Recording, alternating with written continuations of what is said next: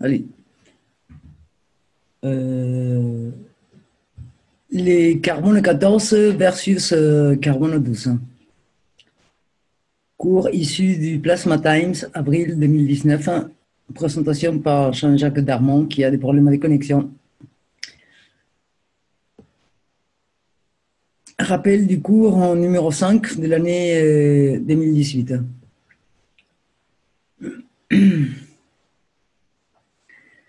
Technologie, sciences et plasma, de la création de la vie, de l'azote à l'oxygène. Cours numéro 5.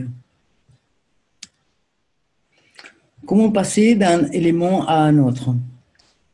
Création de la vie dans la haute atmosphère. Chaque passage vers un élément nouvellement créé s'est fait avec libération d'énergie. Les cycles CNO de Bethe-Weissacher.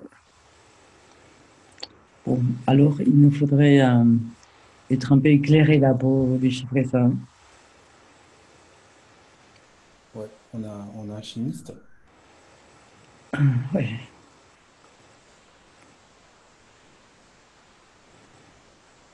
Je ne sais pas trop quoi dire là-dessus. C'est un cours que nous avions fait déjà. Bah, continue. Ouais. Allons dans les détails. Rappelons que dans une classe d'isotope, seul le nombre de neutrons change. Dans une classe d'isotope, le nombre de protons d'une classe isotope reste invariable. Azote égale nitrogène, et dans les noyaux ou atomes, on trouve 7 neutrons, 7 protons et électrons.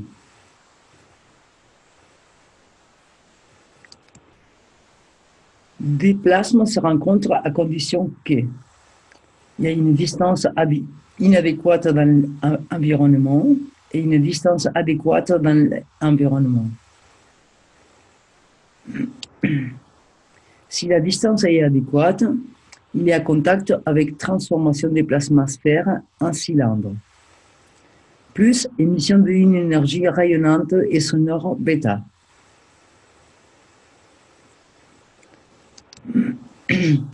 Alors se constitue un nouvel état plasma sphérique. Imaginez deux roues de vélo superposées en volume.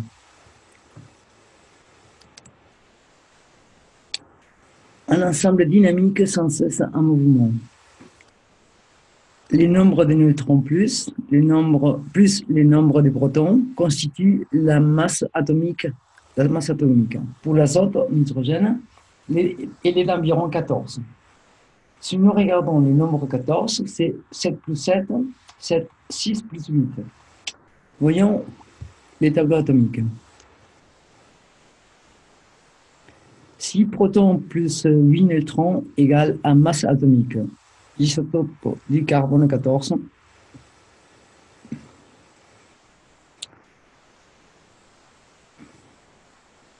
Le carbone 14 a la même masse que l'azote, nitrogène.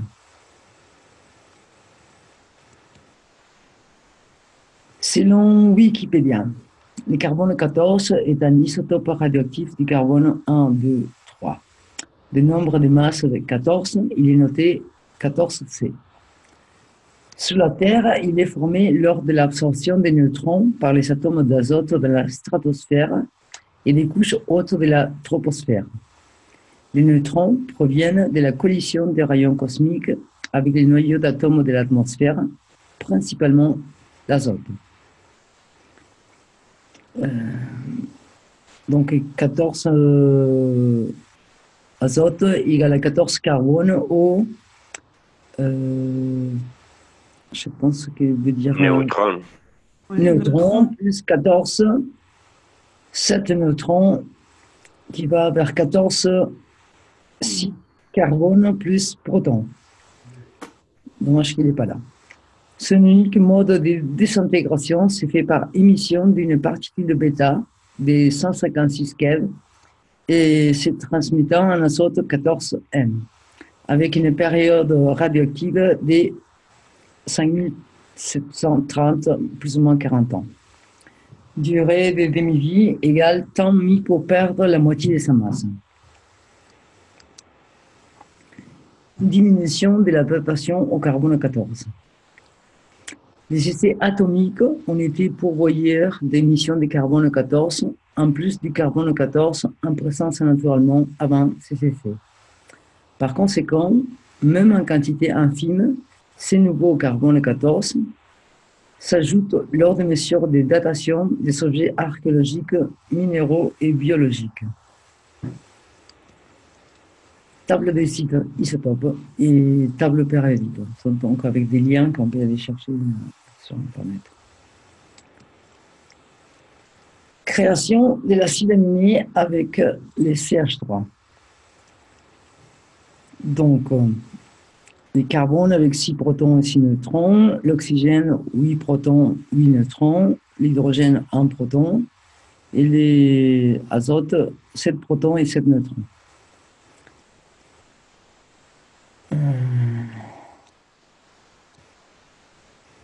Carbone 12, 6 protons, 6 neutrons. Un hydrogène est égal à 1 proton. 2 hydrogènes égale à 2 neutrons, ce qui est égal au tritium. Le total, c'est 6 protons, 6 neutrons, donc carbone 14 ou azote 14.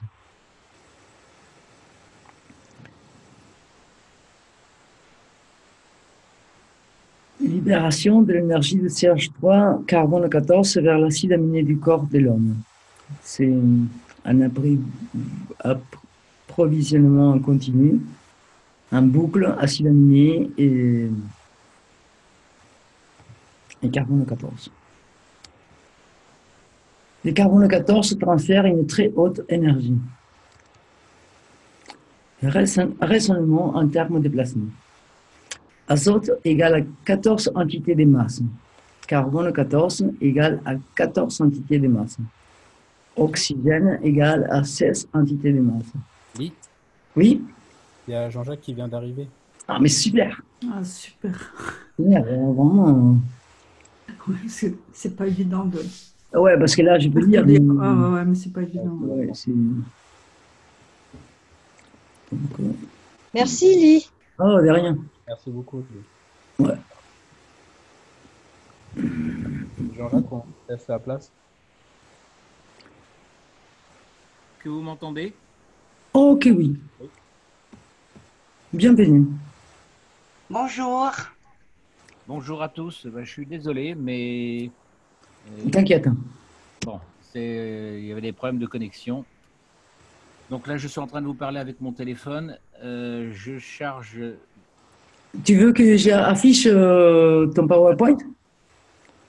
Attends, parce que je l'ai le document. D'accord. Voilà. Alors, est-ce que vous voulez que je reprenne depuis le début? Oh, ok, oui. Oui. Oui, c'est D'accord. très bien. Oui. Alors, on reprend la première image. Je Mais ne peux pas vous la faire défiler, bien sûr. Et Jean-Jacques, mais on n'a pas l'image, je l'affiche alors. Non, je l'affiche. C'est toi qui l'affiche, ok? C'est toi qui l'affiche, ok. Donc moi, je vous suis avec mon téléphone. D'accord.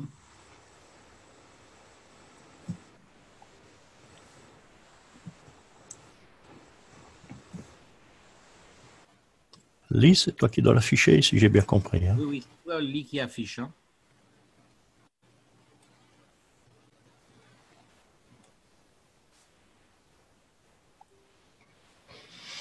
Pardon, j'avais compris les contraires. Non, c'est... Voilà, il y est. Alors, j'essaie de mettre sur la même image que vous. Non, attends, je me mets sur la première. Ah oui, c'est mieux. Voilà, la première. Ok, donc aujourd'hui, on va donc parler du carbone 14 versus le carbone 12. Deuxième image. Donc, je rappelle que ce cours est issu du Plasma Time du mois d'avril 2019. Et en quelque sorte, il fait suite à un cours que j'avais fait en 2018 concernant, je voudrais la troisième image en marron, où je parlais de la création de la vie à partir de l'azote et de l'oxygène. Il s'agissait du cours numéro 5. Donc, je vais vous faire un rappel assez rapide. Donc, comment se crée la vie? Eh bien, la vie se crée à partir de la haute atmosphère, notamment la ionosphère. Et on peut constater à ce moment-là qu'on a un passage d'un élément atomique vers un nouvel élément atomique, qui sont en fait des isotopes. Et chaque passage d'un isotope à un autre se fait avec la libération d'énergie et de lumière. Et on verra également que cette lumière est également un son. Quatrième image, la cinquième, pardon. Donc, il s'agissait du cycle carbone-azote. Je rappelle que l'azote, c'est N dans la nomenclature internationale, CNO et oxygène pour O. Donc, c'est le cycle de Bert-Weizsäcker. Dans la haute atmosphère, le carbone 12 plus l'hydrogène va donner naissance à un isotope qui est l'isotope de l'azote numéro 13, c'est-à-dire qu'il y a, on le verra tout à l'heure en détail, il y a 7 protons et 7 protons et le reste sont des neutrons. À partir de l'azote 13, on obtient un équivalent isotopique, le carbone 13. On verra que la somme, puisqu'en fait l'azote numéro 13 et le carbone 13 ont tous les deux la même masse atomique. Je vous rappelle que la masse atomique, c'est le nombre de protons plus le nombre de neutrons. Donc, le nombre de protons et le nombre de neutrons de l'azote 13 est équivalent au nombre de protons et neutrons du carbone 13. C'est pour ça qu'ils ont une équivalence. Le carbone 13, ensuite, plus de l'hydrogène, va donner l'azote 14. L'azote 14 plus de l'hydrogène va donner un oxygène 15. Donc, cet isotope oxygène 15 a la même masse atomique, c'est-à-dire le même nombre de protons plus les neutrons que l'azote 14 plus l'hydrogène. Ça fait le même total. Et ainsi de suite. On passe ensuite à l'oxygène 15 qui va donner une équivalence donc avec l'azote numéro 15. Ensuite, cet azote numéro 15, là on est au milieu du panneau avec l'accolade. L'azote numéro 15 plus un hydrogène va donner du carbone 12 qui va agir comme catalyseur. Donc le carbone 12 ici, il n'intervient pas, il est juste comme facilitateur et provocateur de la réaction. Et il va donner 4 héliums. On a ensuite en même temps, donc c'est une double réaction, l'azote 15 plus l'hydrogène va donner l'oxygène 16. Donc toujours pareil, 15 plus 1, ça donne 16. Et donc oxygène 16, même masse atomique. Oxygène 16 plus un hydrogène, ça fait donc 17. Et là, on a un isotope, l'oxygène 17, c'est le fer numéro 13, isotope 13, même masse atomique. On verra tout à l'heure un petit peu comment s'y retrouver dans les isotopes et les correspondances de masse atomique avec le tableau des isotopes. Voilà un petit peu comment on passe d'un élément à un autre et comment se constitue la vie sur Terre. On peut revenir maintenant à l'image suivante noire, le tableau noir. Et on va aller un petit peu plus dans le détail. Donc, je vous rappelle que dans une classe d'isotopes, seul le nombre de neutrons change. De même, dans une classe isotope, le nombre de protons d'une classe isotope reste invariable. Donc, on a vu, si on revient sur l'image précédente, on recule d'une image. Donc, c'est ce que je disais tout à l'heure. Prenons par exemple le carbone 13, la deuxième ligne, plus un hydrogène, ça fait donc 14. Et donc, 14, c'est l'azote. Donc, la seule chose qui a changé pour passer à l'azote 14, c'est le nombre de neutrons. On est bien d'accord? Mais je croyais qu'il n'avait pas de neutrons, l'hydrogène. Protium, deutérium et tritium. L'hydrogène n'a pas est un demi-atome, effectivement, il n'a pas de neutrons.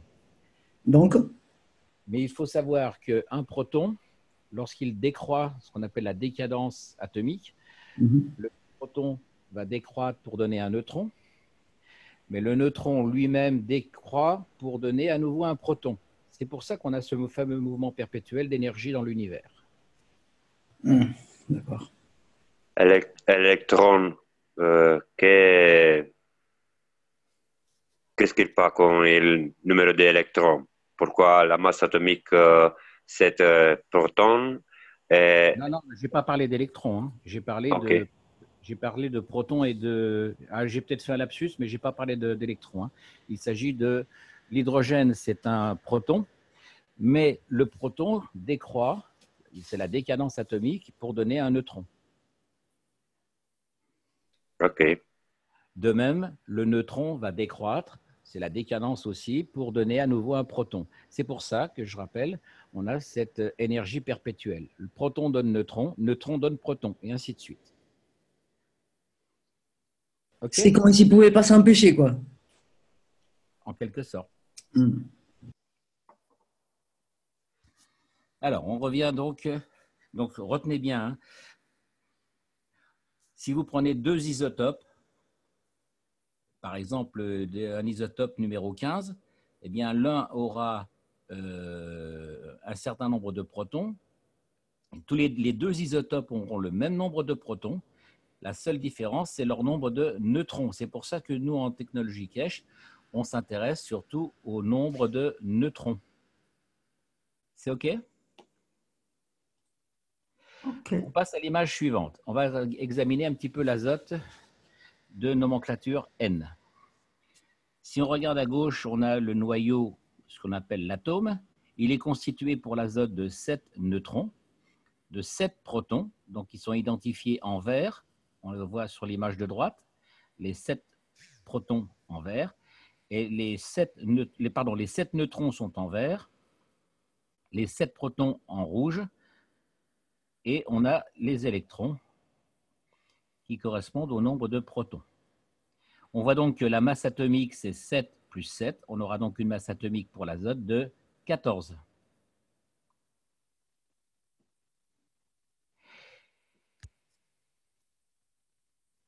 On passe à l'image suivante. Pour que deux plasmas se rencontrent, il faut qu'il y ait une condition, c'est leur distance respective l'un par rapport à l'autre. Donc, il faut que la distance soit adéquate pour qu'ils puissent interagir l'un avec l'autre.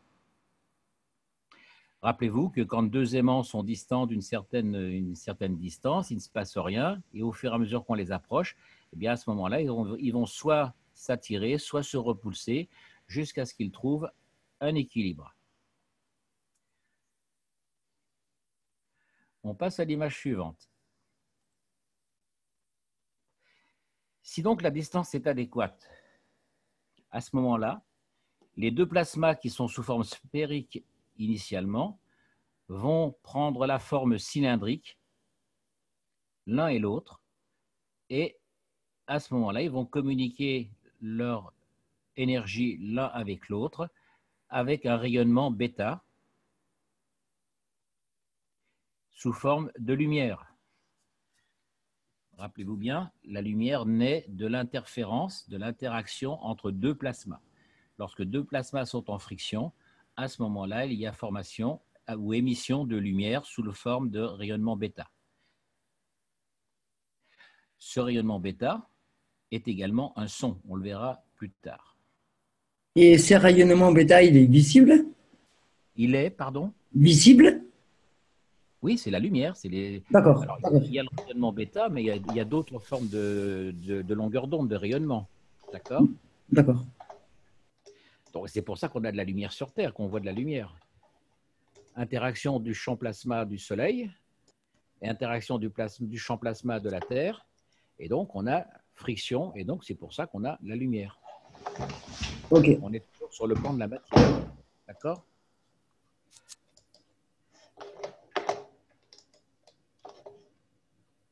D'ailleurs, dans les différentes vidéos, enfin, quand on voit des objets célestes dans le ciel, comment dire, des ovnis, ou comment dire, on a vu des vidéos avec des ovnis, je crois que c'était en Iran ou un peu partout, on voit des émissions de lumière, c'est les frottements du plasma. D'accord? On passe à l'image suivante. À ce moment-là, lorsqu'il y a réunion des deux plasmas, on a cette fameuse friction et on a imbrication des deux plasmas. Alors là, il faut essayer de se représenter les plasmas comme une roue de bicyclette qui tournerait sur elle-même. Je sais qu'il y a une vidéo qui est passée sur Internet où c'est un Américain qui a fait un modèle avec un solénoïde flexible où il mettait le cylindre flexible, il le mettait en boule et il pouvait imbriquer les deux sphères sous forme de solénoïde. Je ne sais pas si vous l'avez vu. C'était génial sa présentation, mais je ne l'ai pas retrouvé. Non. Donc, imaginez une roue de bicyclette. Vous la faites tourner comme une toupie. Imaginez une deuxième roue de bicyclette que vous faites tourner comme une toupie. Vous rapprochez les deux roues de bicyclette et les rayons vont s'imbriquer sous la forme d'une seule toupie. Mais les deux plasmas sont toujours, comment dire, ils sont toujours imbriqués. Vous voyez ce que je veux dire? Parce que vous pouvez à nouveau dissocier les deux roues de bicyclette. Vous pouvez les réimbriquer, les dissocier comme vous voulez. Donc, la somme de ces deux plasmas prend la forme d'un tore, avec champ nord et champ sud. On passe à l'image suivante. Donc, on a un ensemble plasma qui est toujours sous forme de mouvement. C'est donc un plasma dynamique. Le nombre de neutrons plus le nombre de protons constitue donc la masse atomique. Donc, à nouveau, pour l'azote, N, cette masse atomique est d'environ 14.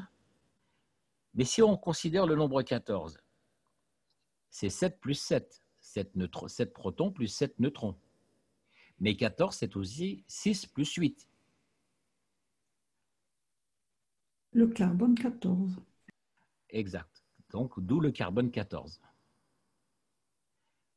Alors, je n'ai pas le tableau des isotopes, mais je fais une digression. Imaginons, si on pourrait mettre 5 plus 9.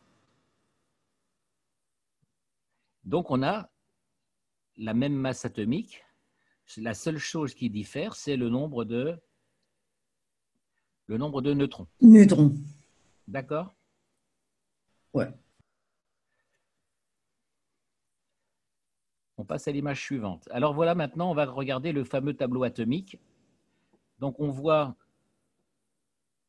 l'azote avec 7 protons en haut à gauche. Donc, le tableau atomique, lui, il donne en haut à gauche le nombre de protons. On sait que dans le tableau atomique, alors là, on ne parle pas d'isotope, dans le tableau atomique, il suffit d'avoir le nombre de protons pour connaître la masse. On sait que normalement, le nombre de protons est égal au nombre de neutrons. Donc, 7 protons plus 7 neutrons, on a la masse atomique de 14,007. 14,007, c'est une moyenne. On le reverra tout à l'heure. Prenons le carbone. 6 protons. 6 neutrons. Si on lui ajoute 2 neutrons, on a donc 6 plus 8, une masse atomique égale donc de 14, d'où le carbone 14. Avez-vous des questions à partir de maintenant? Tout le monde suit? Ouais, comment tu rajoutes des neutrons? C'est ce qui se passe dans la haute atmosphère.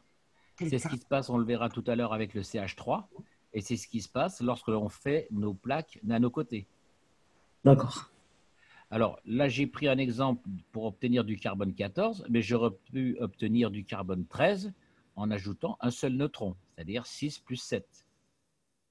Ouais. 6 protons plus 7 neutrons, je rajoute un seul neutron et j'obtiens le carbone 13. Donc je parle du carbone 13 parce que ce sont les deux isotopes qui ont une durée de vie relativement longue et qui sont qui en quantité qui ont le plus de présence sur Terre. Les autres carbones, les autres isotopes du carbone sont en masse, en quantité extrêmement faible. Donc, on ne retient, de par leur quantité, on ne retiendra que le carbone 13 et le carbone 14. Donc, le carbone 14 a la même masse atomique que l'azote. D'où leur lien de parenté, puisque, ayant la même masse atomique, ils vont avoir le même type de comportement, la même quantité d'énergie. Et ils vont s'attirer, ils vont quoi, s'ils sont de la même masse? Alors, pas nécessairement, mais simplement, c'est que quand on va travailler avec le carbone 14, c'est comme si on travaillait avec l'azote. D'accord. D'ailleurs, dans notre corps, sur le plan médical, on verra qu'il y a une difficulté dans la compréhension et dans la fonction de l'azote 14 par rapport au carbone 14, de l'azote 14 et le carbone 14.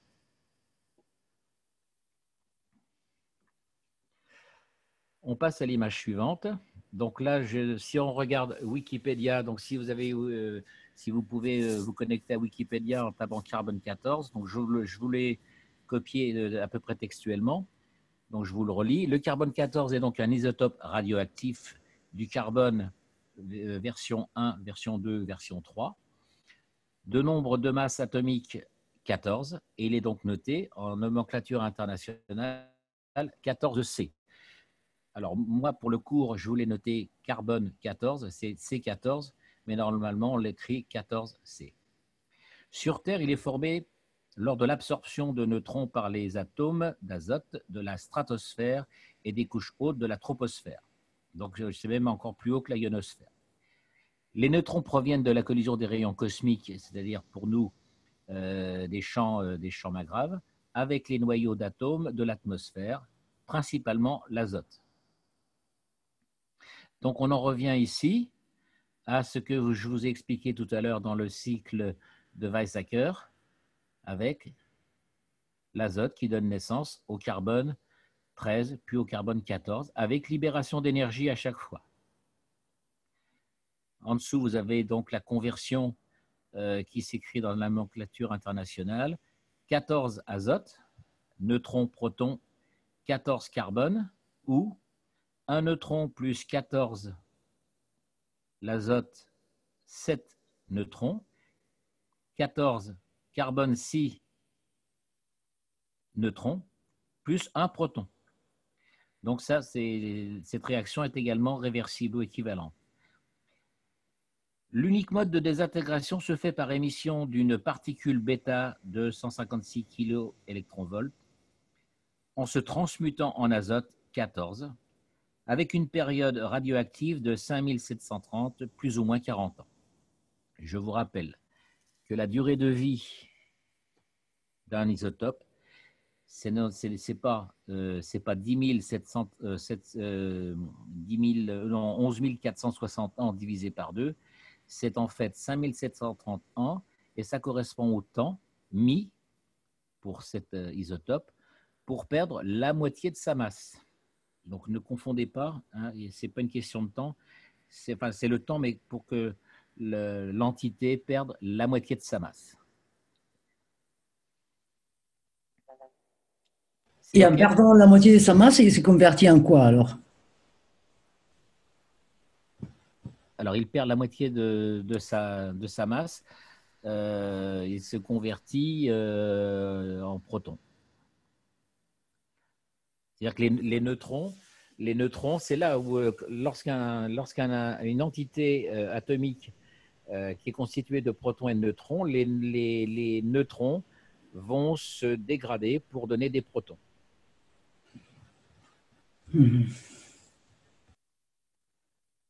OK? Avec absorption d'énergie. On le reverra tout à l'heure. Hein. Lorsqu'un proton donne un neutron, il le fait en donnant de l'énergie et quand le neutron redevient un proton, il prend de l'énergie.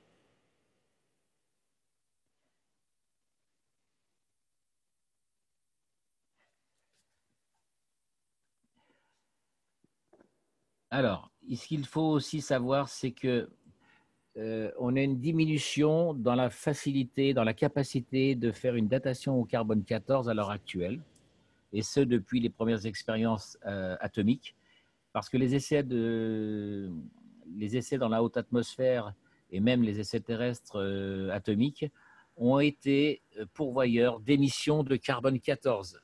Donc on pourrait dire que c'est un néo-carbone 14 fabriqué par l'être humain.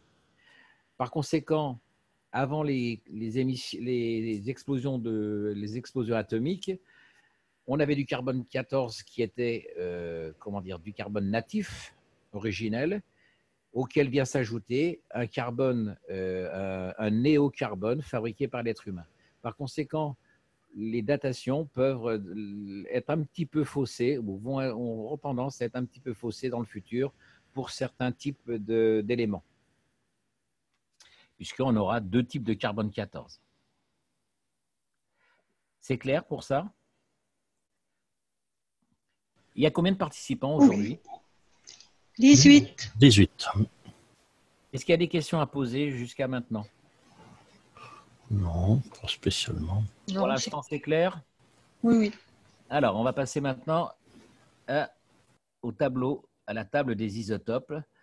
Donc là, il faudrait que vous cliquiez sur le lien, faire un copier-coller pour arriver au tableau des isotopes. Alors, est-ce que vous allez pouvoir le... Tu veux que je les fasse? Oui, parce que moi, j'avais prévu de le faire. Donc, Ok. cliquez Donc, sur le lien Wikipédia ou alors vous tapez table des isotopes et vous allez tomber sur Wikipédia. Ça sera plus simple. attends, j'ai quoi le... Vous marquez table des isotopes Wikipédia.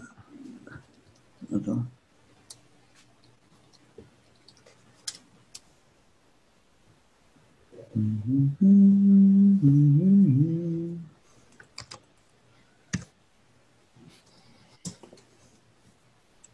Voilà.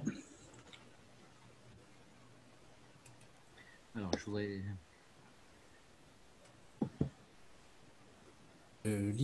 Il faut repartager. Et il faut que je partage cela aussi, ok. Donc il faut que j'arrête les partages et que je partage à nouveau. Pardon. Voilà. Visible? C'est bon. Alors, vous avez ici un tableau. Voilà. Donc, vous descendez un petit peu et on va regarder ce tableau par rapport... Alors, Celui-là? si vous regardez le haut du tableau, vous avez petit p, 1, 2 sur la première ligne Ah. et représentant le nombre de protons. Ok.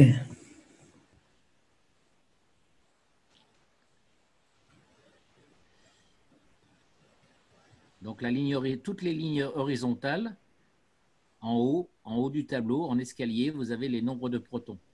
Et vous avez le nombre de neutrons sur la troisième ligne, N à gauche.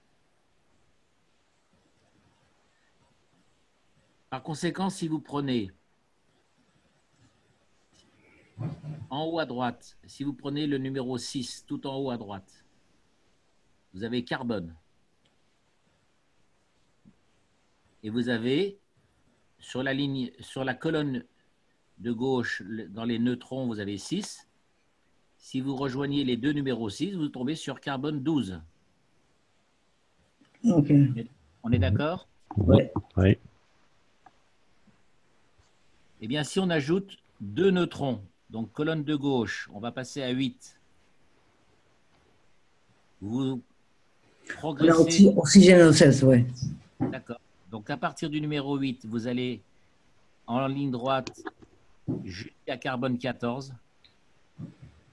Et vous voyez, il y a toujours 6 protons par rapport au carbone 12. La seule différence, c'est qu'il y a 8 neutrons. Si maintenant, à partir du carbone 14, vous prenez la diagonale en haut à droite et en bas à gauche, vous avez 14 en orange, 14 carbone, et en rouge, vous avez azote 14. Azote 14, ok. Si vous continuez encore en haut à droite, toujours en oblique, vous avez carbone, vous avez 14 oxygène. D'accord. Et 14 fer. 14 fer. Si maintenant vous allez dans l'autre sens, en bas à gauche, vous avez 14 beryllium. Phosphore. Non, c'est pas... B, Barium. B14B, c'est BE, c'est le beryllium, et B, c'est bon, j'ai un trou. Barium? Bore, Oui. bore. Voilà, Bore. Peut-être. d'accord. Bon, Ouais. donc vous voyez que avec 14, on a plein d'isotopes. La seule différence, c'est que si vous prenez par exemple en haut à droite, vous prenez azote 13, oui, azote, non, pardon, oxygène 14. Oxygène 14. Vous l'avez en haut Ouais. à droite. Ouais. Oxygène 14, eh bien vous avez 8 protons Et et 7, non, vous avez 6 non. neutrons 6 neutrons. et 8 protons. Ouais. Mhm. OK? Ouais. Donc, voilà un petit peu la compréhension de comment on passe d'un élément à un autre, mais c'est ce qui nous intéresse, c'est leur masse atomique. Ils se comportent avec la même masse atomique, donc le même type d'énergie, le même comportement. Mhm. Jusqu'au moment où eh bien, vous allez avoir, dans certains cas, passage à un véritable élément. Par exemple, le fer, si on prend l'oxygène, si mes souvenirs sont bons, c'est l'oxygène 17. Alors, l'oxygène 17, il faut le retrouver. Il est en dessous du carbone, en bas. Pardon. 2 cases à droite du carbone, une case en dessous. 17. 17 oxygènes, oui. Eh bien, 17 oxygène, vous voyez que c'est 17 fer. Ouais. Ou 17 azote. Ouais. Donc, voilà un petit peu comment, dans l'univers, on passe d'un élément à un autre par similarité de comportement. Mhm. Est-ce que c'est clair pour tout le monde? Oui, mais à niveau pratique, Alors, au niveau pratique, alors après, ça c'est autre chose. Ça c'est autre chose. Hein. Au niveau de la compréhension, on va revenir à notre cours de tout à l'heure. On va ok. revenir au PowerPoint. Avec l'image suivante, où le carbone 14 transfère une très haute énergie. Celui-là? Non. Non, l'autre avant. On était à table des isotopes. Diminution de. Non. Encore un petit peu. Avant? Ah non, excuse-moi. Oui, tu as raison. Autant pour moi. Création de l'acide aminé avec Voilà. le CH. Oui, c'est ça. Alors, là, c'est un petit peu plus ardu. Je vous donne un petit peu ma compréhension. J'espère que je ne vais pas m'emmêler les pinceaux. On voit ici qu'on a le carbone 12. Ici, alors ça, je vous donne le schéma qui est dans le Plasma Time du mois d'avril. Hein. Donc, j'ai repris le même schéma. On a donc le carbone 12. On a un H et 2 H. Donc, un H, c'est hydrogène, et 2 H, c'est 2 fois H, c'est le deutérium. Mais si on considère les 3 H ensemble, c'est le tritium. Jusque-là, on est d'accord? Oui. Ouais. L'hydrogène, c'est un proton. Le deutérium, c'est un proton et un neutron. Donc, si on ajoute au carbone 12, qui a 6 neutrons, on lui rajoute un neutron avec le deutérium, la partie 2H, on va donc avoir un saut d'énergie quantitatif et on va donc passer à un carbone 14. Ce carbone 14 va agir pour donner un acide aminé. Si on regarde de quoi est constitué l'acide aminé, grand A à gauche sur la boucle infinie, on la détaille, on a le carbone 6 protons, 6 neutrons, l'oxygène 8 protons, 8 neutrons, l'hydrogène 1 proton, l'azote 7 protons, 7 neutrons. Voilà de quoi est constitué un acide aminé.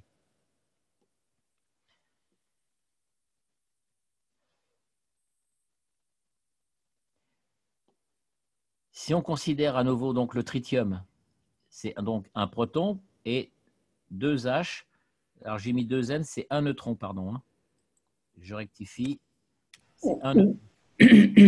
Oui, oui. Donc, on va avoir un total de 6 protons et j'ai mis 8 neutrons. Alors, c'est là où j'ai un petit... je me suis peut-être emmêlé un petit peu les pinceaux. Mais l'idée, là, mon idée est bonne, hein, d'accord? Ouais. Peut-être qu'il faudra rectifier un petit peu. Et l'acide aminé carbone 14, c'est Voilà, la différence de 1 proton. voilà, c'est ça. Juste. C'est ça. Merci En beaucoup. fait, on a ici la création d'un carbone 14 qui va donc donner un acide aminé. Et donc, on va avoir, l'idée, c'est que le carbone 14 transfère son énergie, puisqu'il a une très très haute énergie, comment dire, grâce à l'hydrogène ici, on a libération, les deux neutrons vont essayer de libérer leur énergie, mais c'est quelque chose qui se fait en boucle. On va l'avoir tout à l'heure dans la constitution comment dire, du schéma du carbone 14. Je vous le montrerai tout à l'heure. Il a une forme cyclique, en cercle. Donc, en fait, il s'auto-entretient dans son énergie. Donc, il a une énergie assez phénoménale. Ok, donc ça se veut dire que l'acide aminé, c'est du carbone 14. Voilà. Wow. Il équivaut à un carbone 14. D'accord. Donc, en fait, l'idée, c'est de dire que le CH3 permet de donner de l'énergie à l'acide aminé, qui à nouveau donne son énergie au CH3, et c'est quelque chose qui se fait en boucle, enfin, qui interagit en fait. Hein. D'accord. Interaction de deux plasmas. Il faut bien considérer, c'est que carbone plus hydrogène plus 2H, c'est-à-dire le tritium, forme un plasma. Rappelez-vous la roue de bicyclette que je vous ai donnée tout à l'heure. Ces plasmas sont imbriqués ensemble pour former un plasma global qui agit avec l'acide aminé. Et à son tour, l'acide aminé renvoie son énergie au carbone 14, et ainsi de suite. Donc, mon idée un petit peu dans son explication, c'est ça. Hein. Peut-être qu'il faudra affiner l'explication sur le plan de la physique concernant le nombre de neutrons et de protons. Mais le principe dans l'idée, c'est ça. Hein, c'est que dans le carbone 14, enfin, le carbone 14, c'est-à-dire le carbone avec le CH3, est producteur d'une très très haute énergie il se comporte comme un carbone 14. Le carbone 14, les atomes de carbone sont là sous la forme d'un cercle. Donc l'énergie est comme une boucle en cercle. Vous voyez ce que je veux dire? Environ. On pourrait imaginer que les atomes de carbone soient sous la forme d'un cube. Ok. Ils sont sous la forme d'un cercle. Ok. Ils sont reliés entre eux dans un cercle. Donc c'est pour ça que cette énergie est quasiment infinie.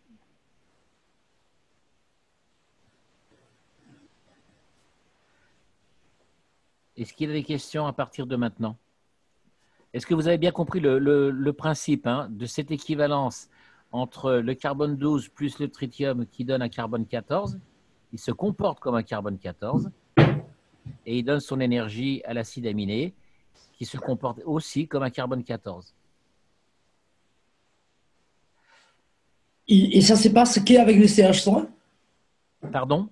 Ça, c'est pas ce qu'est avec le CH3, cette libération d'énergie? Oui.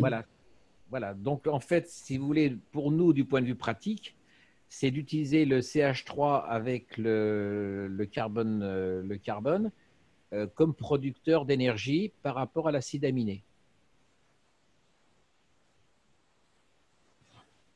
Donc, c'est quelque chose qui est à étudier.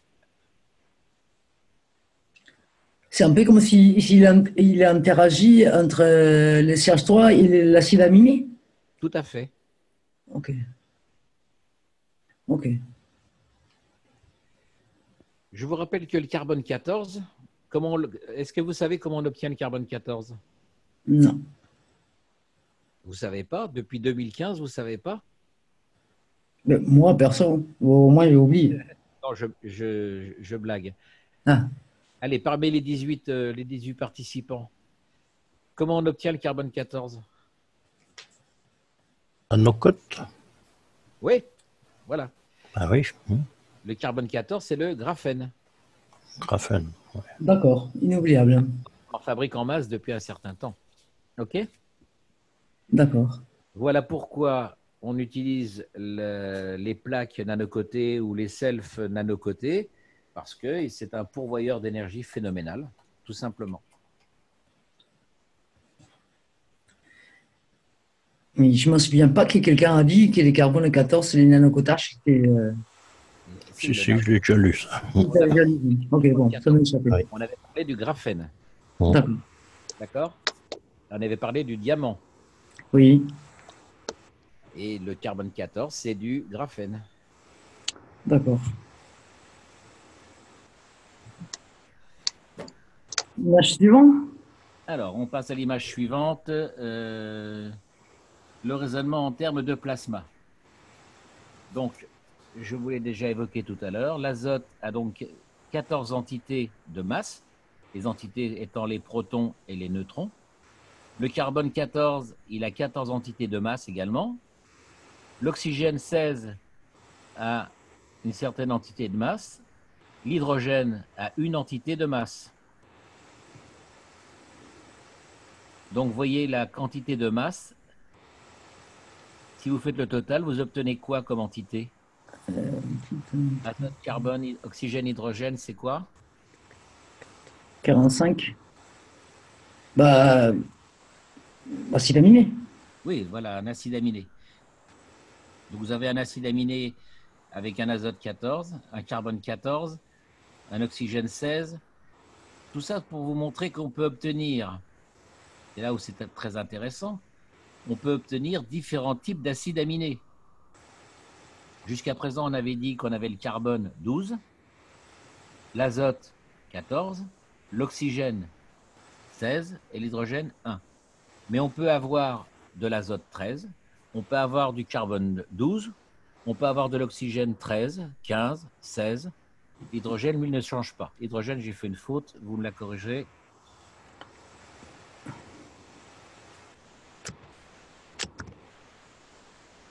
Donc, jusqu'à présent, on avait appris qu'avec un seul acide aminé, mais en fait, on peut avoir une multitude d'acides aminés selon les moments isotopiques, les périodes où se font les transitions d'isotopes. On a vu dans le cycle de Weizsäcker qu'on avait de l'azote 13. Si on lui ajoute un carbone 15, ou un carbone 13, ou un carbone 14, ou un carbone 15, si on lui ajoute un oxygène 13, 14, 15, 16 ou 17, on aura donc des acides aminés de formules différentes. Vous me suivez jusque-là? Oui, mais je ne sais toujours pas comment faire ça. Mais je comprends la théorie, quoi. Alors, ça, c'est ce qui se produit depuis dans l'univers, c'est ce qui se produit dans l'univers, notamment au niveau de la friction de la troposphère. Hein. Eh bien, on a des multitudes de types d'acides aminés, jusqu'à ce que l'inertie, c'est-à-dire la mise en mouvement, une fois qu'on a lancé un objet, il garde sa vitesse, c'est ce qu'on appelle l'inertie. Eh bien, à un moment donné, il y a ralentissement et on obtient ici sur Terre des acides aminés stables sous la forme que l'on connaît. Mais dans la troposphère, on peut avoir des formes d'acides aminés différentes. Sur d'autres planètes et d'autres environnements, on a des acides aminés de formes différentes. Alors, comment calculer le nombre d'acides aminés? Alors, c'est là où il faut faire un petit peu de... S'il y en a qui se rappellent de leurs mathématiques, les probabilités ou les... on passe à l'image suivante. Donc, il faudrait, si on voulait calculer le nombre de formules d'acides aminés, il faudrait, par exemple, faire le nombre de combinaisons avec 4 éléments parmi 16 combinaisons, par exemple. Est-ce que c'est clair pour ceux qui font des maths? Cet numéro factoriel sobre... Sigma 1 multiplié par 2, par 3, par 4, par 5, par 6, Oui, etc. Hein, c'est ça? Voilà. oui, c'est numéro premier multiplié à deuxième, à treizième, Exact. arrivé à l'ultimo numéro. Ah, ils sont forts, les Roumains. Merci, c'est ça. On est d'accord. Voilà, donc sachez simplement, donc on peut, c'est un petit peu comme quand vous lancez des dés, combien de chances vous avez de cumuler certains types de tirages. D'accord? Alors, on devrait arriver aux alentours de 126. Je me demande si c'est pas plus que ça d'ailleurs. Donc, voilà un petit peu le nombre de formules d'acides aminés que l'on peut obtenir. Si l'on revient à des cours antérieurs où on avait formulé, dessiné la fameuse pyramide avec en bas un triangle avec l'oxygène, le carbone et l'azote en bas et tout en haut l'hydrogène. Donc, on avait le fameux réacteur pyramidal. Eh bien, l'hydrogène, lui, ne changera jamais, mais imaginez qu'en bas, vous mettiez du carbone 12, ou bien du carbone 13, ou bien du carbone 14 ou du 15. Vous mettez de l'oxygène 13, 14, 15, 16, 17, et vous mettez de l'azote 11, 12, 13 jusqu'à 28. Et donc, vous allez avoir dans ce triangle qui est en bas différentes combinaisons d'isotopes avec l'hydrogène qui est au sommet, sachant que tous ces isotopes interagissent deux par deux. Rappelez-vous que entre deux isotopes, il y avait au centre, sur un des côtés du triangle, on avait, moi j'avais appelé ça le nœud isotopique. Eh bien, vous obtiendrez en bas du triangle 3 nouveaux isotopes plus l'hydrogène. Donc, vous avez ainsi de multiples combinaisons pour produire différents types d'acides aminés, différents types d'énergie. Est-ce que c'est clair, cette compréhension? Oui, en théorie, oui. Alors, en théorie, je pense que c'est facile à comprendre. Hein. Donc, quand on fabrique nos acides aminés, on avait déjà dit, par exemple, si vous vous situez à Paris, vous n'avez pas forcément le même type d'oxygène. D'accord. Ouais. D'accord. Rappelez-vous que quand on parle d'un élément atomique, en fait, c'est une moyenne. Donc, l'oxygène que l'on respire, l'oxygène 16, c'est une moyenne. Il y a du 15, il y a du 13, il y a du 17. Et donc, si on fait l'amalgame et la moyenne, on obtient de l'oxygène 16. Mais ce qu'il faut bien comprendre, c'est qu'on a en fait différentes entités plasmatiques d'oxygène pour donner l'oxygène 16. Si on les combine tous dans cette forme de pyramide, eh bien, on a une multitude de possibilités d'acides aminés qui sont sans arrêt en mouvement, puisque ils sont sans arrêt en train de perdre des neutrons ou ils ne les perdent pas, il y a des décadences des neutrons ou des protons, donc c'est sans arrêt en mouvement et de façon dynamique.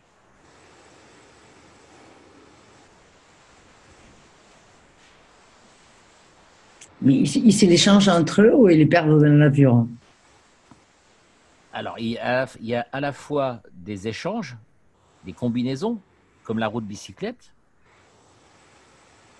mais aussi vous avez des isotopes qui vont se transmuter en un autre isotope, par exemple. Donc, on a plusieurs types de combinaisons. Vous pouvez avoir de l'oxygène 13 qui se combine avec de l'azote 14 ou de l'azote 28. Vous pouvez avoir un oxygène 17 qui se combine avec un carbone 14 ou un carbone 13.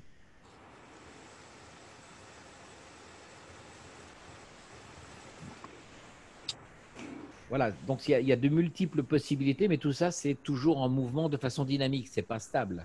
D'accord? Ce qui est important à retenir, c'est que le carbone 14 est un pourvoyeur d'énergie fantastique. C'est ça qu'il faut retenir. Ok.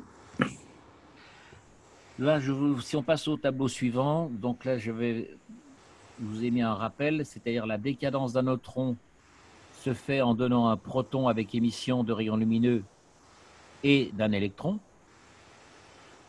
Par contre, la décadence du proton donne naissance à un neutron avec un gain d'énergie, même chose, gain d'énergie bêta. Donc c'est la fameuse production de lumière. Et on verra que cette lumière est également un son. Alors ce son, c'est ce qu'on appelle les bruits de l'univers. On passe à l'image suivante. Le tableau du rappel, là, c'est clair pour tout le monde.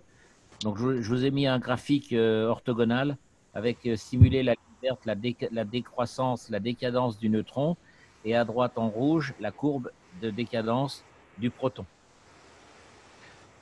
Ceci, c'est quelque chose qui est connu en physique, hein, c'est pas uniquement dans la technologie cache. Et je ne sais pas si je suis sur la bonne image. Tu vois l'écran? Alors, excuse-moi. Ah oui, attends, excuse-moi. Donc, et ben voilà, on est sur la fameuse pyramide. Voilà, ben, c'est bien. Oui, c'est ce que tu expliquais tout à l'heure, Oui, en fait. tout à l'heure, tout à fait. D'accord. Ok, donc on passe à l'image suivante. Quoi. Voilà, parce que moi, je parlais en suivant mon. Voilà, dis-les-moi, hein, ça aide. Est-ce que vous avez des questions par rapport à cette image que vous voyez? Est-ce que c'est clair pour tout le monde ce que j'ai expliqué? Ça, sur celui-là? Oui. La vaisseau spatiale, le vortex du base et la pointe de pyramide. Oui. Pour moi, c'est clair. D'accord, parfait. Oui, pour ceux qui sont un peu matheux ou physiciens ou chimistes, je pense que c'est clair. Hein. Pour tout le monde, c'est clair? Il y a des questions à poser? Ce qu'il faut retenir ici, c'est que, donc, je répète, jusqu'à présent, on a parlé du carbone 12, de l'oxygène 16, qui sont des moyennes. Mais dans le carbone, il y a plusieurs types d'isotopes. Dans l'oxygène, il y a plusieurs types d'isotopes. L'azote, même chose, il y en a plus d'une vingtaine d'isotopes de l'azote.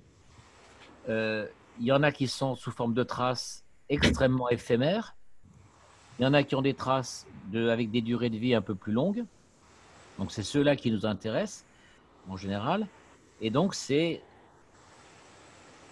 tous ces éléments peuvent se combiner jusqu'à donner, je crois que Kesh parle de 126, mais en fait, on lui a posé la question, mais il fallait qu'il fasse un calcul de tête instantané, il n'a pas pu le faire, normal.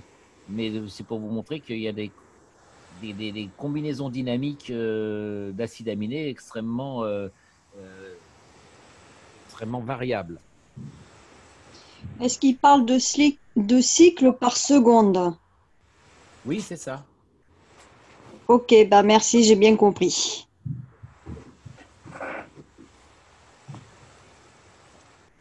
Alors, on passe à l'image suivante où je parle de ce que j'appelle la trinité originelle. Alors là, c'est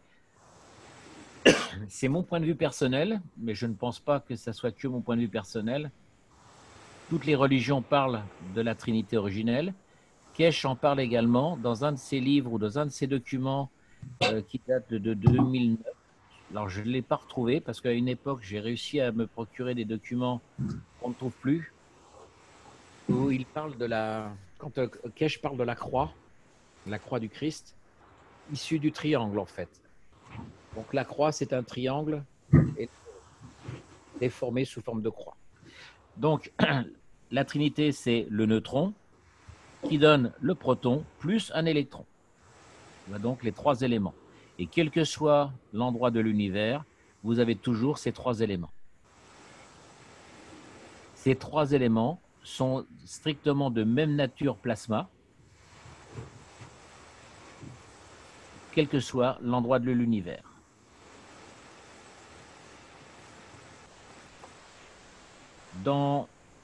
On peut parler, on prend l'image suivante, où je parle des deux échelles de temps, où c'est là que ça devient intéressant. C'est que l'âme se fait en fonction du carbone 14 avec une vitesse superlumineuse, c'est-à-dire une vitesse quasi instantanée. Je suis là, et après je suis là.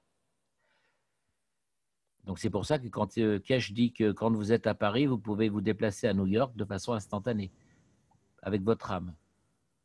Par contre, le corps physique, lui, est fonction du carbone 12, donc on est dans la matière, et il se fait avec la vitesse physique dans la matière, c'est-à-dire 299 000 km/s. Par contre, Kesh évoque puisqu'on lui a demandé, mais est-ce que quand on change de dimension, l'être humain, il change? Et donc, Kesh évoque le fait d'un pilote de chasse, dans un avion de chasse, quand il passe le mur du son, il est toujours pilote de ligne et il s'appelle toujours Jean ou Jean-Jacques Dermont, par exemple. Ce n'est pas parce que je passe le mur du son que je vais changer ma nature. Une question, 44 000 cycles par seconde, ça représente quoi, s'il vous plaît? Je ne sais pas. Je ne sais pas, il faudrait que tu me donnes le contexte. 44 000 je ne sais pas. Cycles par seconde. Eh ben, je ne sais pas. C'est pas une dimension? Je ne sais pas. Faudrait que j'ai le contexte faudrait que j'ai le contexte. Je ne peux pas te répondre. D'accord, merci. De mémoire, je ne me souviens pas avoir lu ça dans le document du Plasma Time. Tu as eu ça dans quel document?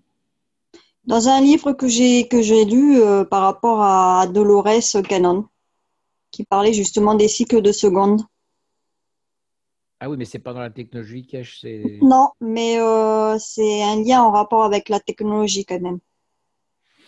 Écoute, là, je ne peux pas te répondre. Par contre, pour ceux qui sont versés dans les mathématiques et la physique, moi, je vous invite à lire. Si tu parlais du cycle par seconde, si tu parles du spectre de lumière, de fréquence, des rages d'action de non-matière, des lumières. On est chose avec la fréquence propre. Donc, c'est certainement la vitesse qu'on appelle la vitesse superlumineuse. Et la lumière sur la science antique, Oui. c'est très déjà 23, la potence de 23. Alors, je sais qu'à une époque, l'an dernier, je vous avais transmis le calcul de la vitesse de la lumière dans l'univers. Non pas la vitesse telle qu'on la connaît, 299 000 km/s, mais la vitesse qui amène une instantanéité des événements. Alors, je ne vais pas vous faire le cours là-dessus. Je vous invite à regarder, puisque c'est un mathématicien français, c'est un Français qui a fait la démonstration mathématique et qui a calculé cette fameuse vitesse. Donc, c'est la vitesse de lumière à la puissance, je ne sais plus, 20 ou 23, je ne sais plus. Donc, il y a une formule mathématique pour calculer cette vitesse. Donc, c'est Garnier-Mallet. Donc, c'est pour ceux qui sont… Alors, c'est assez complexe. Hein. Ça rejoint tout à fait la technologie Kesh et ça permet de comprendre comment dire, comment on peut passer d'un univers à un autre à partir de où nous sommes. Donc, Kesh en parle aussi dans le Plasma Time. Donc, notez bien Garnier-Mallet. Et vous avez la formule, l'explication de la formule mathématique. Donc, c'est C0 est égal à C7 multiplié par je ne sais plus combien. J'ai plus la formule exacte.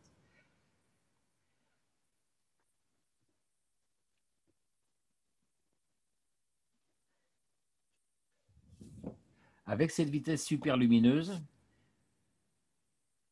quand Kesh dit que nous parlons de période de rêve, en fait, cette période de rêve, c'est la période de ce que j'appelle le sommeil paradoxal ou le sommeil profond, qui dure qui est extrêmement brève, mais pendant cette brièveté de temps qui se produit la nuit, eh bien,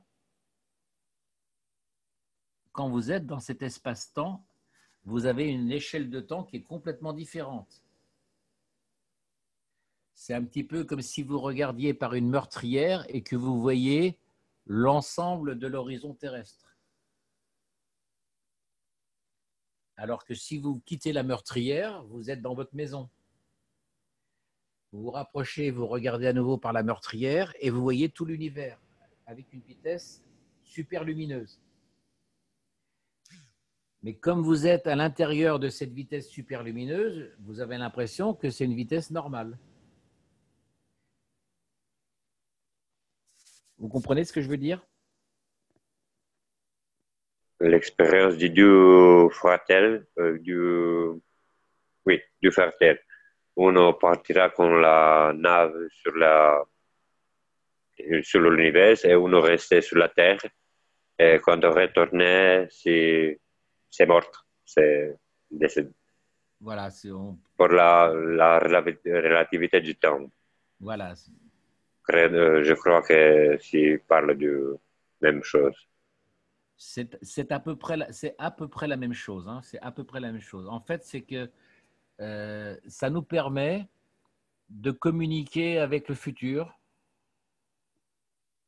et d'élaborer notre futur. Donc, en faisant des voyages astrals aussi, ça compte aussi. Ça n'a rien à voir avec le voyage astral. Hein. Non? Non. Hors sujet. Oui, alors c'est vrai, il y a, entre le voyage astral et la sortie du corps, bon, il y a plein de points de vue. Bon. C'est un peu de la visualisation, non? Non, non, c'est pas tout à fait de la visualisation non plus.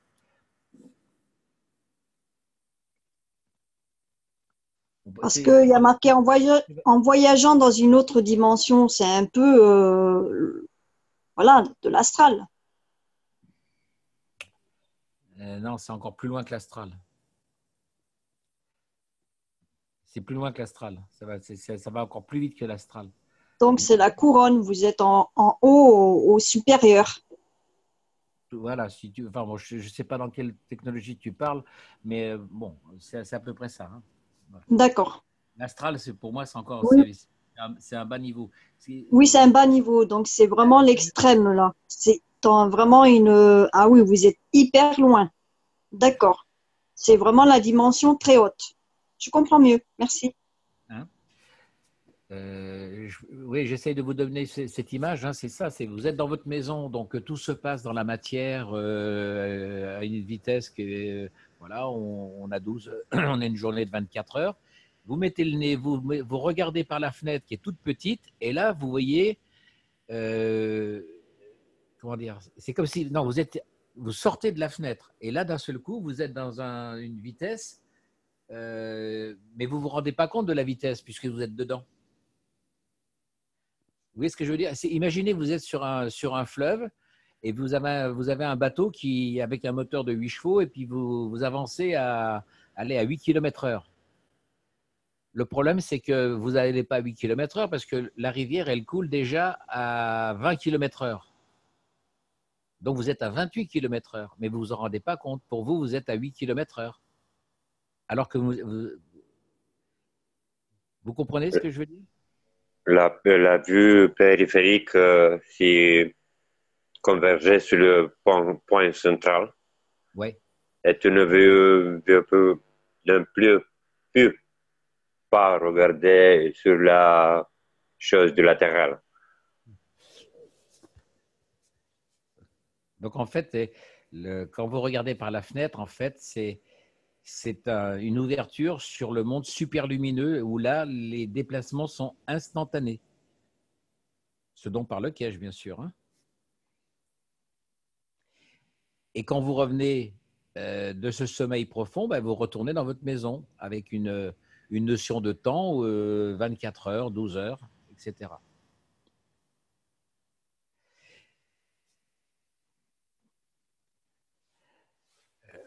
Alors, on va passer à l'image suivante.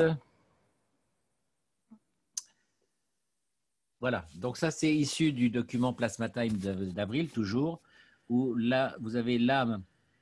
Si on prend l'hydrogène, on passe au carbone 14. Si on lui ajoute 14, on obtient 28 qui est la silice, ou le molybdène. Non, c'est la silice, pardon. Si on ajoute encore 14, on obtient 42 en masse atomique et on obtient, comme par hasard, COHN.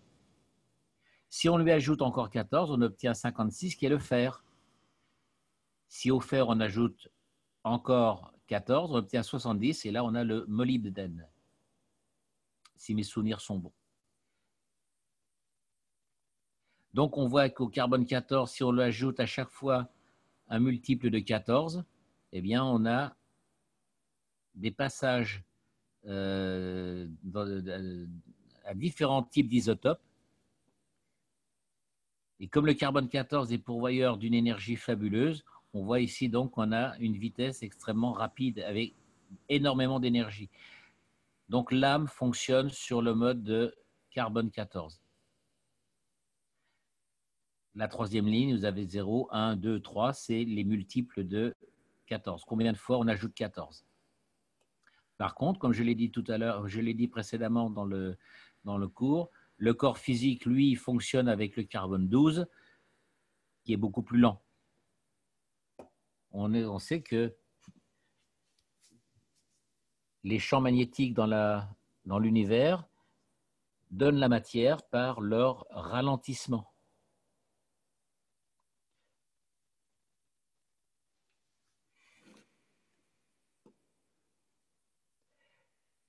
Des questions à poser à partir de ce tableau?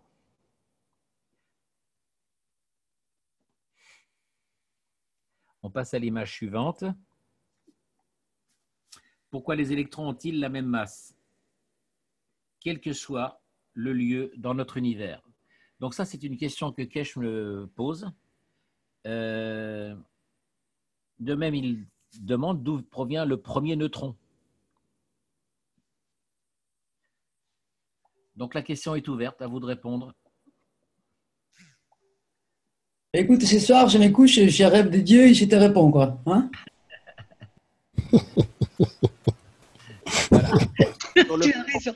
Alors, on pose c'est la grande question hein, que tous les physiciens, les astronomes, etc., les physiciens atomiques se posent, Einstein aussi. D'où vient le premier neutron? Voilà. Le souci, c'est qu'il n'y a ni début ni fin. Donc, c'est un cycle perpétuel. Mais bon.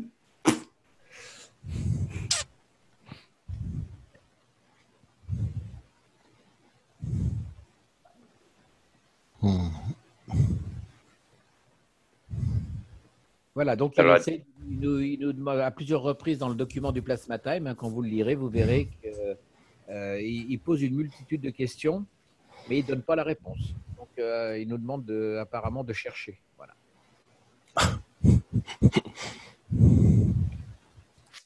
La demande de provenance du neutron, la différence du champ magnétique et gravitationnel, la ligne du milieu. Tu viens de poser une question, je n'ai pas bien compris. Non gradient, la différence entre du plasma, Oui. du champ magnétique et gravitationnel. Oui. Un plasma avec magnétique et gravitationnel. Le champ magnétique et gravitationnel. La différence crée la tertiaire entité. Non, elle est dans... Excusez-moi, ok. Et dans la même tête. Alors, à mon avis,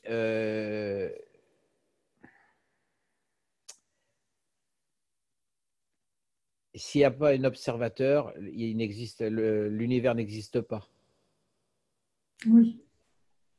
Oui, parce qu'il faut toujours un deuxième élément pour confirmer l'existence du premier. Tout à fait. D'où cette fameuse trinité. Oui.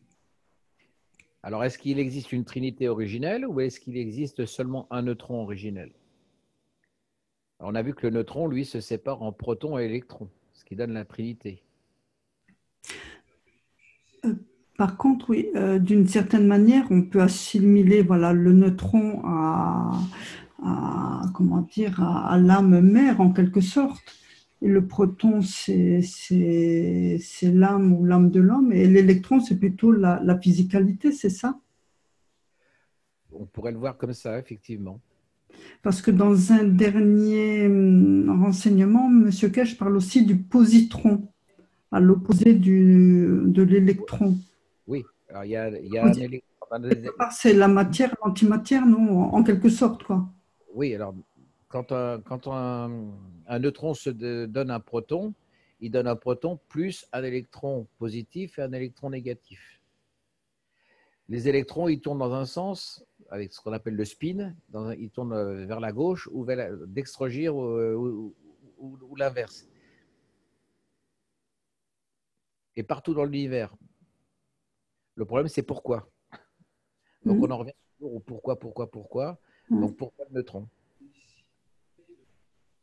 Et pour créer à nouveau un neutron.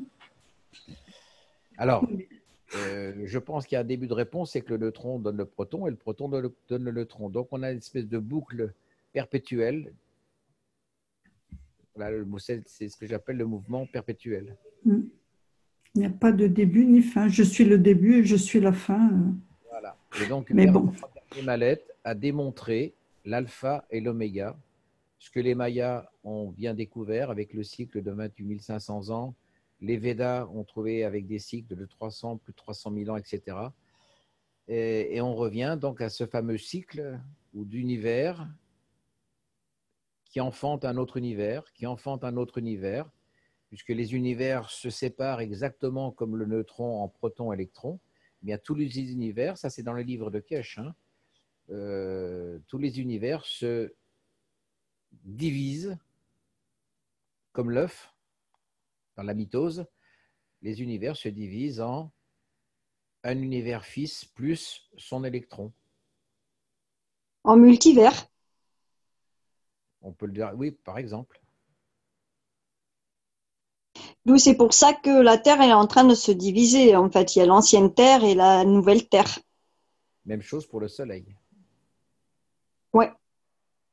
Puisque toute entité plasma est vouée à la décadence.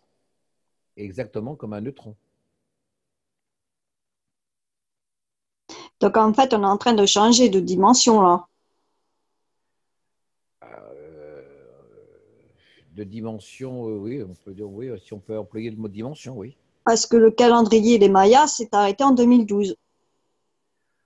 Et eux, ils ont changé de dimension. Ils ont trouvé le truc.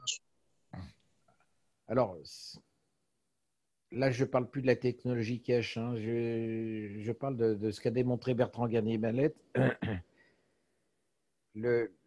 L'univers va se scinder, si vous voulez, en un univers fils et comment dire, comme un proton et un électron, mais ça se fait dans une période de transition de 1000 ans. Alors, je ne sais pas quand est-ce que ça a commencé. On est en plein dedans. Hein. Est-ce qu'on est au tout début? Je dirais qu'on est dans le début. Voilà. Ce n'est pas fini. Ce n'est pas fini si tu retrouvais quand la division et la multiplication en même temps. Oui. Et donc, pendant cette période de 1000 ans, eh bien, c'est pendant cette période de transition qu'on a la possibilité, puisque ça va extrêmement vite en ce moment, on a la possibilité de créer notre futur. Exactement comme on peut créer notre futur dans la période de sommeil paradoxal. C'est là où on peut transformer notre futur. D'où nos choix, nos intentions. Donc, en fait, il faut créer la réalité. Voilà, mais Vers- pourquoi on peut le faire en ce moment? C'est parce qu'on est dans cette période de 1000 ans. Après, c'est trop tard. Après, on va être dans le cycle que l'on aura créé avant. Donc, si Oui. aujourd'hui, je sais pas, on refabrique de la bombe atomique, on refabrique des guerres, etc., et qu'on continue ça pendant 1000 ans, c'est ce qui va nous attendre pendant les 28 500 ans. Oui. Donc, c'est pour ça que cette période de 1000 ans, là, c'est une période hyper rapide et c'est maintenant qu'il faut le faire, qu'il faut justement travailler sur nos intentions pour créer notre futur.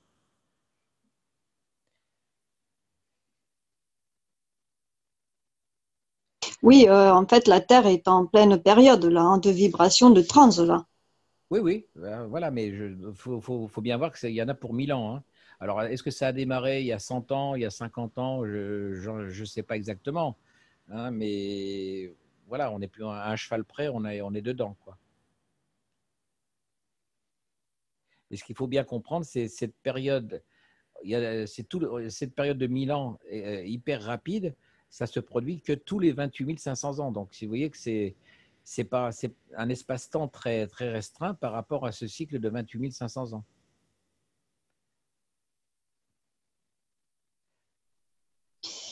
Ben oui, ben je sais pas. Voilà. J'avais d'autres j'avais d'autres choses à évoquer. C'était alors c'est toujours dans le plasma time. Là, j'ai pas d'image, j'ai pas d'image à vous donner. C'est par rapport au fait de l'âme qui se comporte comme un trou noir. Donc, vous savez qu'un trou noir, c'est un plasma qui absorbe toutes les masses entités autour de lui, avec une émission de lumière à sa périphérie. Donc là, on en a photographié un il n'y a pas très longtemps. Ça tombe bien puisque Kesh en parle. Donc en fait, notre âme agit comme un trou noir et absorbe toute la matière périphérique. Elle absorbe tout de l'extérieur. De même que nous absorbons toute l'énergie, toute la masse, on émet de l'énergie. On émet, en termes de physique, on émet des photons. On en absorbe et on en émet.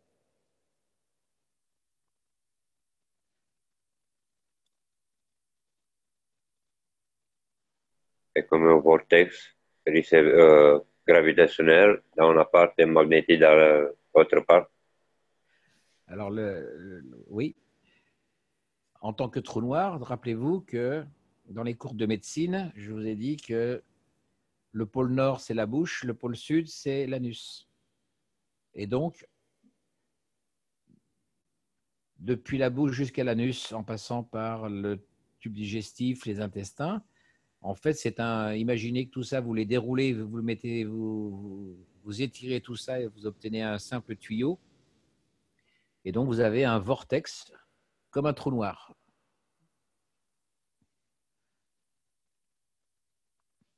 Waouh! Vous vous rappelez du cours de médecine au sujet c'était sur la digestion, l'estomac et l'intestin, où je vous avais montré l'image de l'énergie qui entre par la bouche. Donc on absorbe la matière. Et le pôle sud, donc c'est l'anus.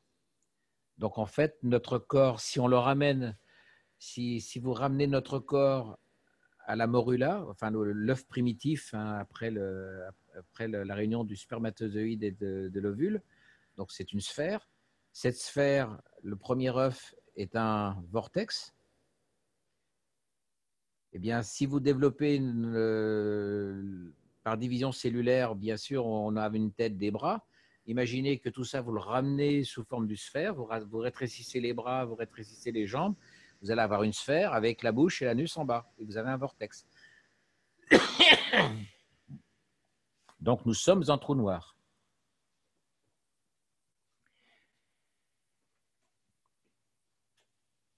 C'est OK? Oui, et en même temps, la bouche blanche. Porque, por magnétique, pour l'âme qui est régalée. Oui.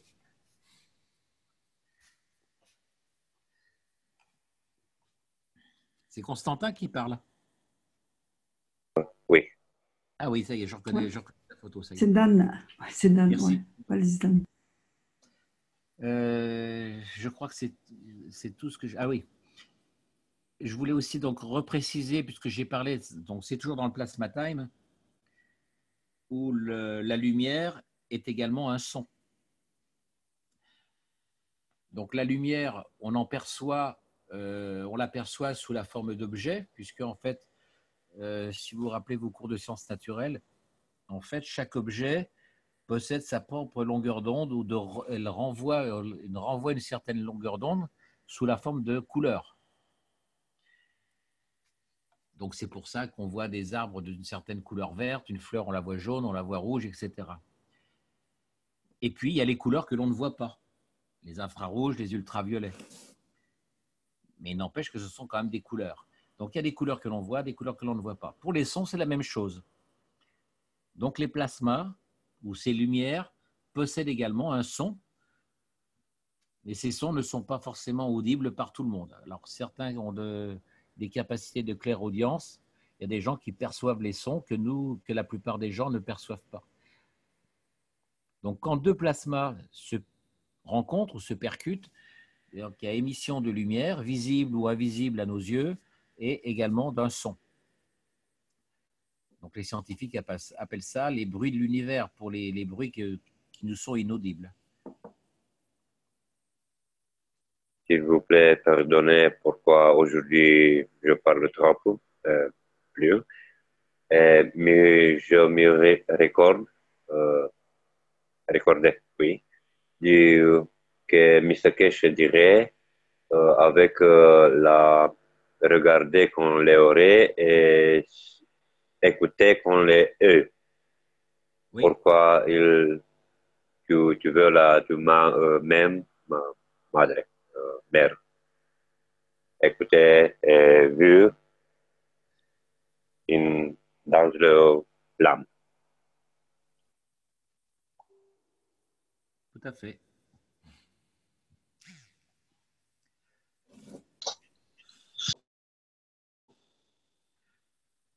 Voilà, donc pour ce cours par rapport au carbone 14 et au carbone 12, donc là je vous ai fait le résumé donc, du dernier Plasma Time. Est-ce que vous avez des questions à poser par rapport à ce dernier cours? Est-ce que pour l'instant, on a réussi à avoir ces différents carbones dont tu parlais? Alors, oui, moi je chauffe aussi. Je fais encore un tout petit feu qui trotte dans le bois, enfin le sur carbone les braises, 13, mais je fais du bois, quoi. Dans la physique. Oui, mais bon, les deux sacs, il faut une semaine. Le carbone 14, je vous rappelle que c'est le graphène hein, que l'on fabrique avec le nanocoating. Oui, oui, tout à fait, le carbone 14, mais les autres carbones, tu nous en as montré d'autres tout à l'heure. Alors, le carbone 13, bon, pour l'instant, il est possible qu'on ait du carbone 13 quand on fait du nano. C'est possible. Est-ce qu'on... Pardon.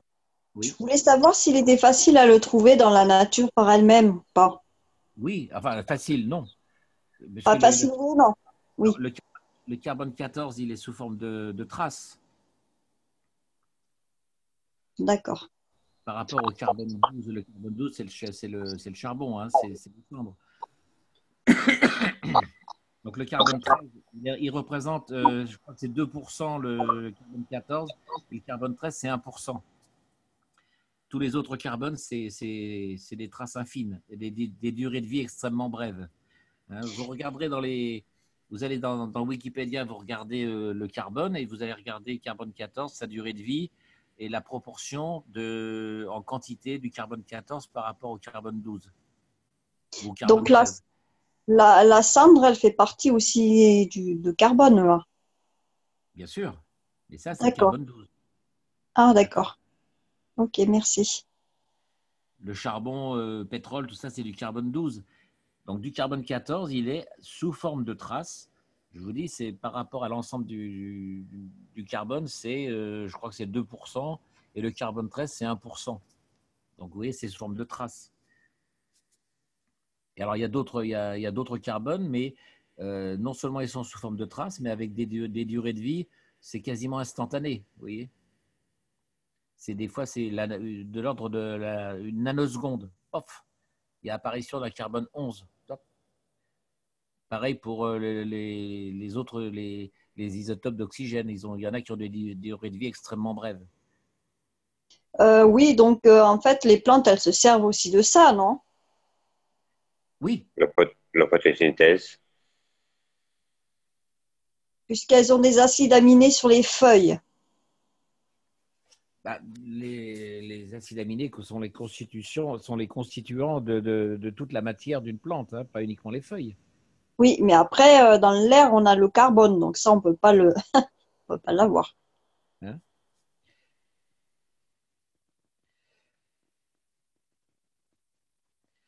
Voilà, donc là, j'espère que vous avez un petit peu mieux compris la constitution, la création de la vie dans l'univers. Par on avait déjà parlé hein, de cette chaîne d'isotopes, mais là, c'est le carbone 14 en lien avec le CH3. C'est ça qui nous intéresse, c'est-à-dire comment utiliser le CH3 comme qui se comporte comme un carbone 14. Donc la question, c'est en utilisant le CH3 qui se comporte comme un carbone 14, est-ce qu'on peut accélérer les processus de transfert, de transportation en rapport avec l'âme?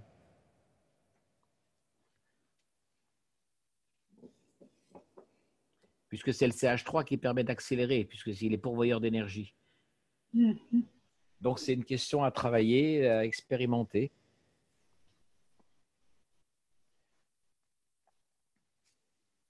Et comme le carbone 12 accepter du neutron ou l'oxygène perdait, oubliait du neutron. Alors, et le cycle, le cercle. Je vais faire un petit oui, c'est tout à fait. Là, j'ai quitté un petit peu les cours depuis un an. Je suis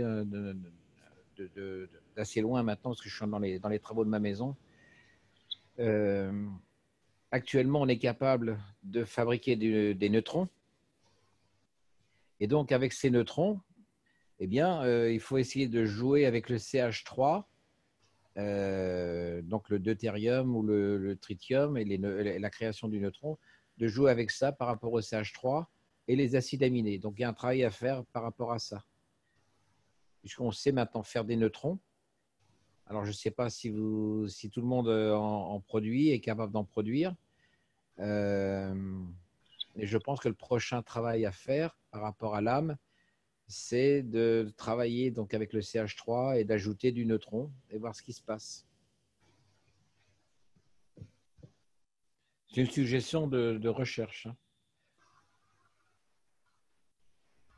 C'est collégué à hémoglobine, pourquoi est collégué l'aminoacide et il gagne les CH3 et l'acide aminé. Oui. Est collégué à notre âme. Voilà, voilà. Tout à fait. Le CH3, avec l'acide aminé, permet la prolongation de la vie. Puisque le CH3, s'il se comporte comme un carbone 14, il a une durée de demi-vie de 5730 ans. Donc voilà la voie de recherche que je vous suggère. CH3, le neutron et l'acide aminé, et voir comment on peut prolonger ou comment on peut communiquer plus rapidement. ou par exemple prendre je sais pas moi, des êtres qui ont des durées de vie extrêmement courtes. Je prends une grenouille, je dis n'importe quoi, hein. Je prends une grenouille, si elle vit une année, est-ce qu'on peut la faire vivre 2 ans, 3 ans, 4 ans, 5 ans en utilisant le CH3 et le carbone 14? Voilà ce que je voulais dire. Il y a une question de Hassan dans le chat. Oui. Il y a Hassan qui dit, Monsieur Kesh dit que le carbone 12, c'est 6 deutérium et le carbone 14, c'est 7 deutérium. Oui. Et dans le 144 KSW, il dit que notre bouche est le CH3. Un point de vue à ce sujet. Notre bouche est le CH3. Alors, c'est un rapport, je pense, avec le...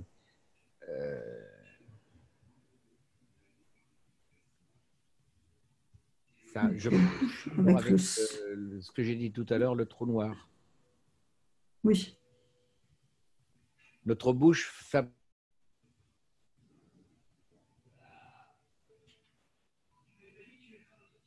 Ah, on ne t'entend plus.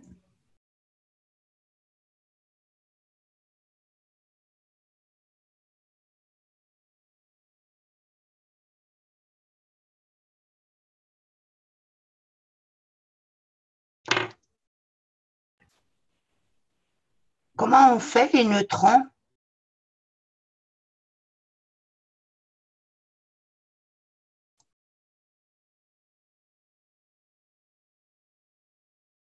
La différence du deutérium et tritium dépend du point de vue.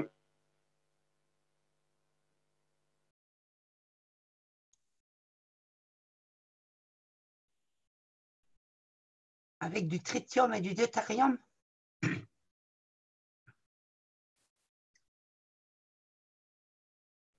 Toutes les matières, toutes les gaz, toutes les plasmes, si tu avais un gradient que c'était égal, comme la force d'un neutron, tu obtiens un champ de neutrons. Dépend si tu veux matérialiser ou rester sur le champ du neutron. Oui. Je regarde la chose. On a perdu Gigi. Oui, on a perdu Jean-Jacques. Du coup, vu que l'enseignement est terminé, je vous dis bonne soirée et je ferme la salle. Et merci beaucoup, Jean-Jacques. Merci, Jacques. Merci à tous. Merci Bonne soirée à tous. Bonne soirée à tous. Merci. Bonne soirée, merci. Merci. Je